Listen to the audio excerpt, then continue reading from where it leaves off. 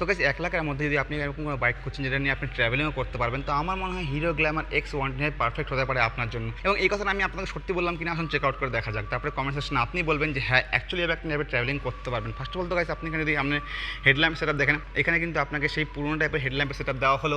এখানে কিন্তু আপনাকে এখন বেশি পাওয়ারফুল এলইডি সেটআপ দেওয়া হয়েছে। তার সঙ্গে আপনি পাচ্ছেন এলইডি ইন্ডিকেটর উইথ হ্যাজার্ড লাইটের অপশন। এখন যে আপনি এখান থেকে ব্রাইটনেস পাবেন, চাই অন্ধকারে আপনার গার্লফ্রেন্ডকে খুঁজতে হোক বা অন্ধকারে আপনার ফিচারকে দেখা হোক, সব কিছু কিন্তু এখানে ভিজিবল হয়ে যাবে। তার সঙ্গে সঙ্গে এই বাইকের ডিজাইন দেখুন গাইজ, আপনি খুবই সুন্দর টাইপের ডিজাইন এখানে আপনাকে দেওয়া হয়েছে। শুধু খালি এইখানে এক্স না, এইখানে একটা বিশাল বড় একটা এক্স আপনি দেখতে পাবেন। 18 ইঞ্চি অ্যালয় হুইল আপনাকে এখানে প্রোভাইড করা হচ্ছে। তো ছোটো মোটো ভাঙাচোরা রাস্তা কোনো রকম সমস্যা নেই। গ্রাউন্ড ক্লিয়ারেন্সটা খুব ভালো, তো যেরকম রাস্তা হোক না কেন ইজিলি আপনি সেখানে রাইড করতে পারবেন। তিন যতখানি লম্বা আছে, আপনি শুধু খালি একা নয়, আপনার সঙ্গে আপনার দুটো গার্লফ্রেন্ডকে নিয়ে আপনি ট্রাভেল করতে পারবেন, কোনো রকম সমস্যা নেই। তার সঙ্গে সঙ্গে সব থেকে ভালো বিষয় হলো এখানে গ্র্যাবেল দেখুন। এখানে গ্র্যাবেলকে আরও বেশি এক্সটেন্ড করার জন্য এখানে অপশন দেওয়া হয়েছে।